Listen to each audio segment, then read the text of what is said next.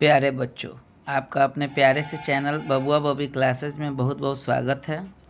आज हम लोग बिहार विद्यालय परीक्षा समिति पटना द्वारा 9th क्लास में जो ऑनलाइन रजिस्ट्रेशन हो रहा है उसका फॉर्म कैसे भरेंगे, इसके बारे में हम लोग चर्चा करेंगे। जैसा कि आप लोग को पता ही है कि अब 9th क्लास में ही रजिस्ट्रेशन हो जा रहा है। 10th क्लास में रजिस्ट्रेशन की आवश्यकता नहीं है। रजिस्ट्रेशन को हम लोग हिंदी में पंजीयन कहते हैं। रजिस्ट्रेशन का अर्थ है कि आप रजिस्टर्ड हो चुके हैं और अब आप बिहार विद्यालय परीक्षा समिति पटना द्वारा 2024 में, जो आप लोग अभी तो 9th क्लास में ना है, आप लोग का सेशन जो 10th का होगा 2023-24 होगा, लेकिन फॉर्म 9th क्लास में ही रजिस्ट्रेशन का भरा जाएगा और इसी रजिस्ट्रेशन फॉर्म के आधार पे आप लोग 10th क्लास में आप लोग का फॉर्म भरा जाएगा एग्ज़ाम के लिए। 10th क्लास के समय अलग से कोई रजिस्ट्रेशन नहीं होता है, सिर्फ एग्ज़ाम का फॉर्म भरा जाएगा। तो आज हम लोग इसी पर चर्चा करेंगे कि आखिर हम लोग इस फॉर्म को सही कैसे भरें। Bihar school examination board Patna online registration permission application form for the secondary exam 2024 session 2023-24, यानी बिहार विद्यालय परीक्षा समिति पटना द्वारा ऑनलाइन रजिस्ट्रेशन फॉर्म भरना है। तो इसके लिए आप लोग को साइबर कैफ़े में जाने की आवश्यकता नहीं है। विद्यालय में आप लोग जमा कर देंगे या विद्यालय का जैसा निर्देश होगा उस हिसाब से आप लोग इस फॉर्म को फिलअप करेंगे। पहला लिखा हुआ है कि please fill the form in English block letters and each word will be separated by a blank box। कह रहा है कि जो भी फॉर्म भरना है उसको हम लोग को अंग्रेजी के ब्लॉक लेटर्स में यानी कैपिटल लेटर में भरना है और नाम का एक हिस्सा लिख लेने के बाद जब अगला हिस्सा हम लिखेंगे तो उसके बीच में एक बॉक्स छोड़ देंगे। 2 नंबर कह रहा है कि please tick the appropriate box, जो सही है बॉक्स उस बॉक्स को क्या कर देना है, हम लोग को टिक कर देना है। दाहिनी तरफ आप देख रहे हैं तो कलर फोटोग्राफ का साइज़ दिए हुआ है 3.5 सेंटीमीटर गुना 3 सेंटीमीटर।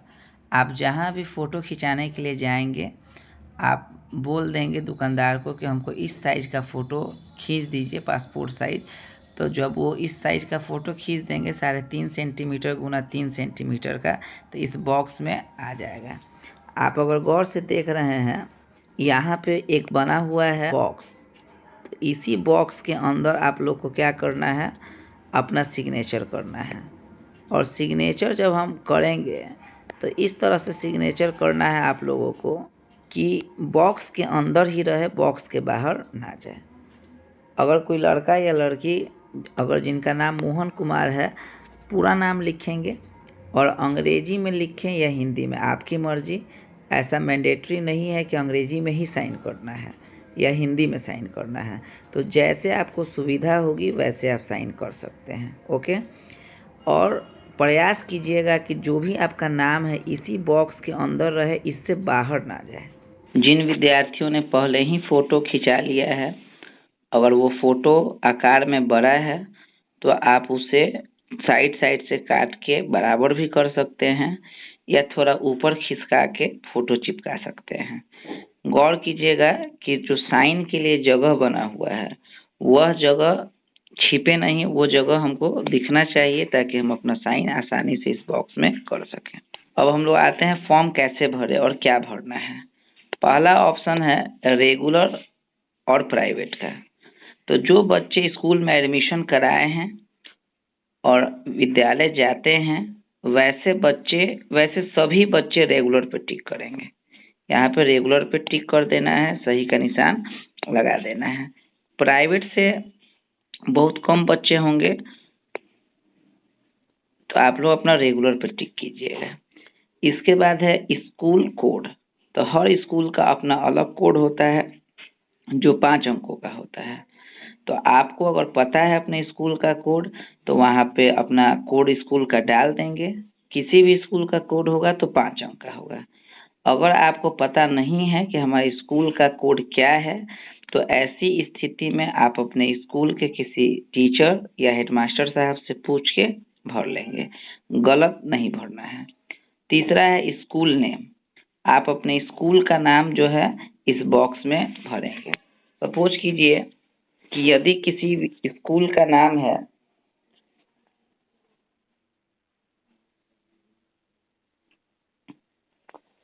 यदि किसी विद्यालय का नाम है एबी पब्लिक स्कूल या हाई स्कूल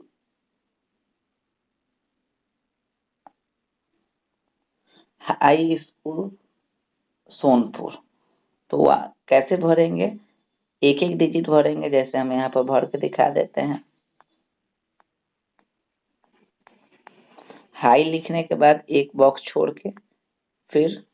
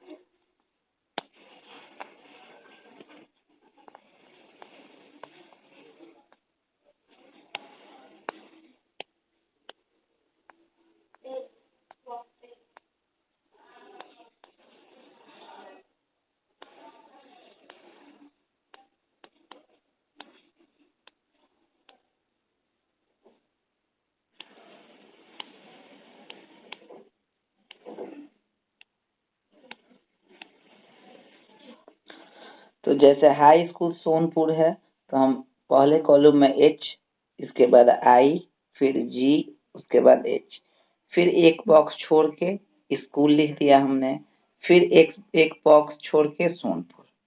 इसके बाद विद्यार्थी का नाम लिखना है। तो मान लीजिए यदि किसी विद्यार्थी का नाम रोहन कुमार है, तो अपना नाम हिंदी में लिख देंगे रोहन कुमार इसी बॉक्स में।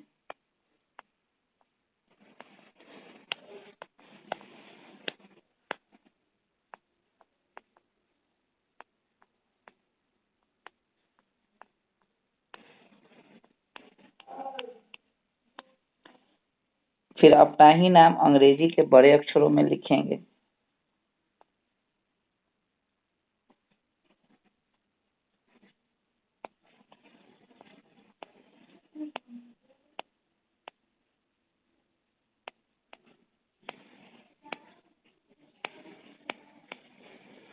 नाम कैसे लिखेंगे? जैसे रोहन लिखना है तो पहले आर, फिर ओ, फिर एच ए एन, फिर एक बॉक्स छोड़ देंगे, फिर के यू एम ए आर। इसके बाद माता का नाम हिंदी में लिखना है।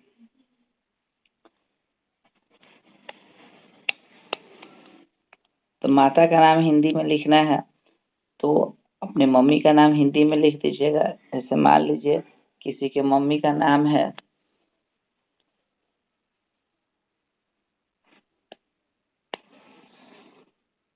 रीता देवी, तो अपना हिंदी में यहाँ पर लिख देंगे रीता देवी, और अंग्रेजी में भी लिख देंगे।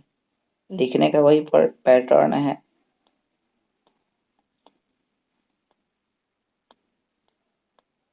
रीता लिख दिए, फिर एक बॉक्स छोड़ के फिर देवी लिखे, या जो भी नाम है।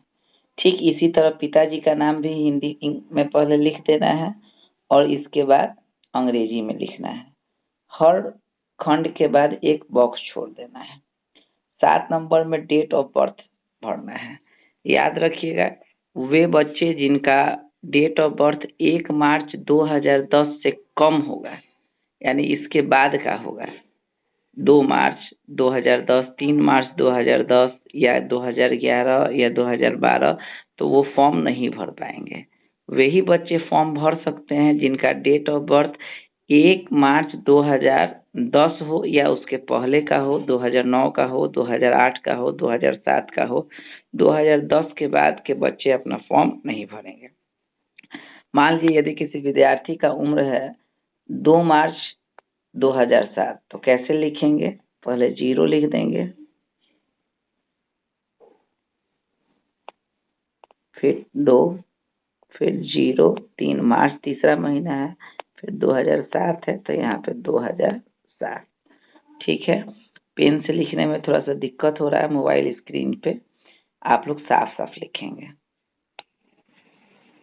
इसके बाद लड़का होगा तो मेल पे टिक कर दीजिएगा ऐसे, अगर लड़की होंगी तो फीमेल पे, बाकी किसी को क्रॉस करने की जरूरत नहीं है।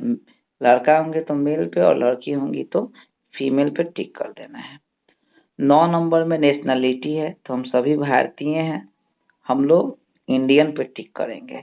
कुछ बच्चे सोच रहे होंगे कि सभी लोग भारतीय हैं फिर अदर क्यों दिया हुआ है, तो आपको ये जान के काफी खुशी होगी कि हमारे बिहार बोर्ड में अदर कंट्री के भी बच्चे, जैसे नेपाल, भूटान के भी बच्चे फॉर्म भरते हैं, इसलिए अदर का ऑप्शन दिया है, लेकिन हम लोग भारतीय हैं इसलिए हम लोग इंडियन पे टिक करेंगे।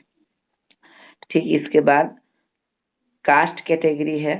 जो बच्चे जिस कैटेगरी से बिलोंग करते होंगे, जिस जाति से बिलोंग करते होंगे, अगर सामान्य से करते होंगे तो जनरल पे टिक करेंगे, ईबीसी अत्यंत पिछड़ा जाति से करते होंगे तो ईबीसी पर, पिछड़ा जाति से आते होंगे तो बीसी पर, अनुसूचित जाति से आते होंगे तो एससी पर टिक करेंगे, और अनुसूचित जनजाति से आते होंगे तो एसटी पर टिक करेंगे।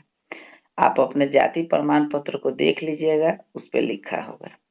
11 नंबर है डिफरेंशियली एबल्ड, यानी अगर कोई बच्चा दिव्यांग है, हाथ, पैर, आंख या शरीर के किसी अंग में जन्मजात या आगे चल के कोई समस्या है, तो वैसे बच्चे यस पे टिक करेंगे, और जो खाली बॉक्स आपको दिख रहा है उसमें लिख देंगे कि क्या प्रॉब्लम है, आंख में प्रॉब्लम है, नाक में, पैर में, हाथ में, जहाँ दिक्कत हो आप लिख सकते हैं। अगर आप शारीरिक रूप से पूरी तरह फिट हैं तो आप नो पे। इसके बाद 12 नंबर में रिलीजन, आप जिस धर्म से बिलोंग करते हो उसके सामने टिक कर दीजिएगा। यदि आप हिंदू धर्म से हैं तो हिंदू के सामने टिक कर दीजिएगा। अगर कोई बच्चे इस्लाम धर्म को मानने वाले हैं तो मुस्लिम के सामने टिक कर दीजिएगा। जो बच्चे सिख धर्म को मानते हैं वो सिख के सामने टिक कर दीजिएगा। यानी आप जिस रिलीजन से आते हैं, जिस धर्म से आते हैं उसके सामने टिक कर दीजिएगा। एरिया में, यानी आप शहरी हैं या ग्रामीण क्षेत्र के हैं, किस क्षेत्र से आप आते हैं, तो यदि आप ग्रामीण क्षेत्र से आते हैं, गांव से आते हैं, तो रूरल के सामने आप टिक कर दीजिएगा। यदि आप शहरी क्षेत्र से आते हैं तो अर्बन के सामने टिक कीजिएगा। 14 नंबर में है मैरिटल स्टेटस, अगर आपकी शादी हो चुकी है तो मैरिड के सामने टिक कीजिएगा। यदि शादी नहीं हुई है तो अनमैरिड के सामने। कुछ बच्चे मन में सोच रहे होंगे या हंस रहे होंगे कि अभी इतनी जल्दी शादी कैसे हो जाएगी, तो कुछ ऐसे भी लोग हैं जो आगे चल के जिनको इच्छा होती है कि हम पढ़ेंगे, तो वे लोग अपना फॉर्म भरते हैं प्राइवेट से और एग्ज़ाम देते हैं। तो इसमें हंसने की कोई बात नहीं है, बहुत से मैरिड लोग भी मैट्रिक का एग्ज़ाम देते हैं। तो आपकी शादी नहीं हुई है तो आप अनमैरिड के सामने टिक कीजिएगा। 16 नंबर है,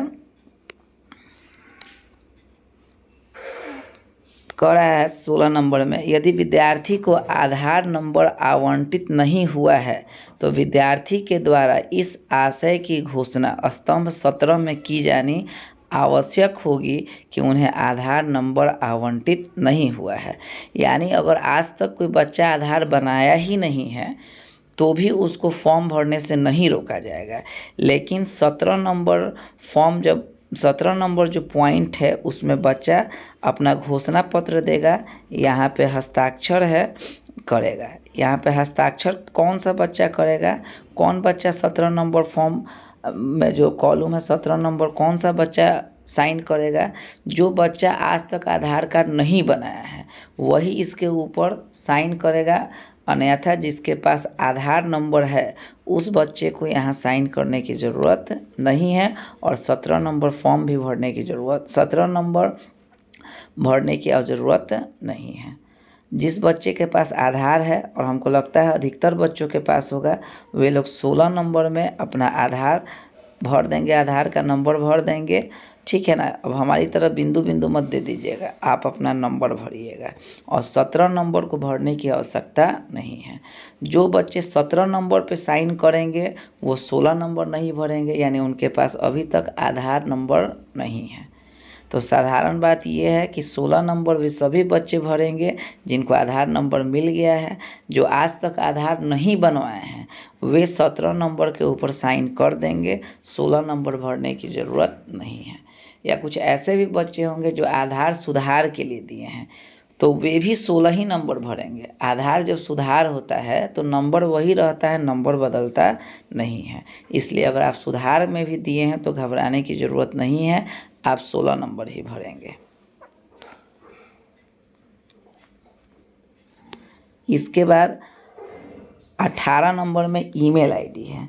तो ईमेल आईडी जो है बहुत सारे बच्चे सही ढंग से नहीं भर पाते हैं। तो बच्चों इस बार ईमेल आईडी पे सरकार ने बहुत फोकस किया है कि ईमेल आईडी बिल्कुल सही होनी चाहिए। तो आप लोग अपना ईमेल बिल्कुल सही भरेंगे, और छोटे अक्षरों में ही ईमेल होता है, स्मॉल लेटर में। तो स्मॉल लेटर में लिखेंगे। उदाहरण के तौर पे यदि किसी बच्चे का ईमेल आईडी है ak84@gmail.com, पेन थोड़ा सा स्क्रीन पे सही ढंग से नहीं चल पा रहा है बच्चों, आप लोग बिल्कुल साफ लिखिएगा ak84@gmail.com। इसके बाद अपना एड्रेस लिख देना है। एड्रेस में village, post, PS, district, state, और यहाँ पे पिन कोड के लिए जगह दिया है, उसमें पिन कोड अपना डाल देना है। 20 नंबर में अपना बैंक अकाउंट नंबर डालना है। 21 नंबर में IFSC कोड डालना है। IFSC कोड 11 अंकों का होता है। पहले अंग्रेजी के अक्षर से शुरू होता है, फिर उसके बाद मैथ के कुछ अंक रहते हैं।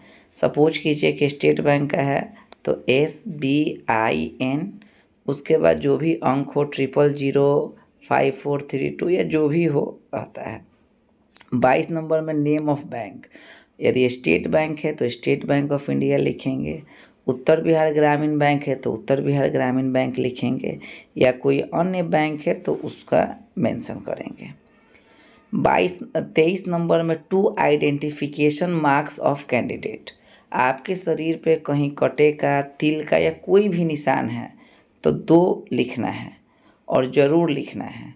इस बात पे जोर दिया गया है बिहार बोर्ड द्वारा कि हर विद्यार्थी अपने 2 पहचान पत्र को पहचान को ज़रूर लिखेंगे, कि आपके चेहरा पर, पैर पे, हाथ पे कहीं भी कटे का, तिल का या कोई चीज़ का निशान है तो मेंशन करेंगे। 24 नंबर में आप चूज करेंगे सब्जेक्ट, कि आपको कौन सा सब्जेक्ट पढ़ना है। जो सब्जेक्ट आप चूज करेंगे वही आपके लिए 10th में भी रहेगा। इसलिए प्यारे बच्चों, आप लोग सही से सब्जेक्ट का चुनाव कीजिएगा। जो बच्चे संस्कृत पढ़ते हैं वे टिक करेंगे हिंदी के सामने और संस्कृत के सामने, ठीक है। और जो बच्चे उर्दू पढ़ते हैं वे बच्चे उर्दू के सामने टिक करेंगे और HINNLH के सामने टिक करेंगे। HINNLH का अर्थ है कि जो बच्चे उर्दू पढ़ते हैं, बिहार बोर्ड की बात बता रहे हैं, वे बच्चे 2 क्लास पीछे की हिंदी पढ़ते हैं। जैसे जो बच्चे उर्दू पढ़ रहे हैं वे 10th का हिंदी गोधुली नहीं पढ़ेंगे, बल्कि 8 का किसलय से उनसे सवाल पूछा जाएगा। 9th क्लास में 7 के हिंदी से सवाल पूछा जाएगा, इसलिए उनके हिंदी को NLH के नाम से भी जाना जाता है। 3 नंबर है, ये कंपलसरी है तो सबको पढ़ना है, इसलिए मैथ पे भी टिक करेंगे, साइंस पे भी टिक करेंगे, सोशल साइंस पे भी टिक करेंगे और इंग्लिश पे भी टिक करेंगे, ठीक है बच्चों। इसके बाद इसी में है कि जो बच्चे विजुअली इम्पेयर्ड हैं, उन्हें देखने में कोई समस्या है, तो उनका मैथ का एग्ज़ाम नहीं लिया जाएगा बल्कि होम साइंस का लिया जाएगा, और उनसे साइंस का एग्ज़ाम नहीं लिया जाएगा, म्यूजिक का लिया जाएगा। तो वे बच्चे मैथ पे टिक नहीं करेंगे और साइंस पे टिक नहीं करेंगे। कौन से बच्चे? जिन्हें देखने में समस्या है। बाकी जो बच्चे सामान्य हैं, देखने में कोई समस्या नहीं है, वे लोग मैथ, साइंस, सोशल साइंस और इंग्लिश पे टिक करेंगे। 4 नंबर जो है ऑप्शनल है। ऑप्शनल माने आपके मन के मर्जी, आप यदि लेना चाहें तो कोई एक सब्जेक्ट ले सकते हैं एक्स्ट्रा में, इसका नंबर नहीं जुड़ता है। अगर आपकी इच्छा है पढ़ने के लिए तो advance math, Arabic, commerce, dance, economics, fine arts, home science, Maithili, music, Persian, Sanskrit में से कोई भी एक सब्जेक्ट एक्स्ट्रा में चुन सकते हैं। उसका नंबर जो है जुड़ता नहीं है, लेकिन अगर आपकी इच्छा है, रुचि है तो आप ले सकते हैं। इस बार बिहार बोर्ड ने 25 नंबर में एक नया ट्रेंड शुरू किया है कि व्यावसायिक शिक्षा वोकेशनल कोर्स के तहत कुछ ऐसे स्कूल, सभी नहीं, कुछ ऐसे स्कूल है जिनका सूची वेबसाइट पे है, जहाँ पर security, beautician, tourism, automobile, retail management, electronic, beauty and wellness, telecom, IT sector की भी पढ़ाई होगी। सभी स्कूलों में नहीं, कुछ। तो यदि आपके स्कूल का नाम नेट पे शो कर रहा है और आपको इसमें से कोई कोर्स करने की इच्छा है तो आप उसके सामने टिक करेंगे। इसके बाद घोषणा पत्र देना है विद्यार्थी द्वारा कि प्रमाणित किया जाता है कि इस आवेदन पत्र में दी गई सूचनाएं पूरी तरह से सही एवं शुद्ध है और इसमें कहीं पर भी किसी प्रकार के संशोधन की आवश्यकता नहीं है। जो भी सुधार एवं संशोधन से सब करा लिए गए हैं। यहाँ पेरेंट सिग्नेचर होगा। बहुत सारे बच्चों का सवाल आता है कि सर पापा तो बाहर हैं, किससे साइन कराएंगे? तो मम्मी भी आपकी पेरेंट है, चाचा, दादा, दादी, आप अपने से बड़े घर के जो गार्जियन हैं उनसे सिग्नेचर करा सकते हैं। यदि पापा कर दे तो और बेहतर है, मम्मी कर दे तो और अच्छा है, कोई एक ही व्यक्ति से कराना है। इसके बाद स्टूडेंट सिग्नेचर इन हिंदी, इसमें हिंदी में अपना नाम लिखना है और इसके बाद इंग्लिश में अपना नाम लिखना है। और सिग्नेचर कभी भी किया जाता है तो पहला लेटर बड़ा, बाकी सब स्मॉल। उसके नीचे जो है आप लोग को इसमें कुछ नहीं करना है, आपको ऐसे क्रॉस भी नहीं करना, हम समझा रहे हैं। यहाँ आपके स्कूल के प्रिंसिपल का सिग्नेचर और मुहर होगा। ठीक है बच्चों। इसके बाद फॉर्म भरने की प्रक्रिया यहीं पे समाप्त हुई। आप फॉर्म भर के यदि विद्यालय द्वारा कोई डॉक्यूमेंट का जेरॉक्स मांगा जा रहा हो तो पता कर लीजिएगा, उसका जेरॉक्स लगा के विद्यालय में समय से जमा कर दीजिए।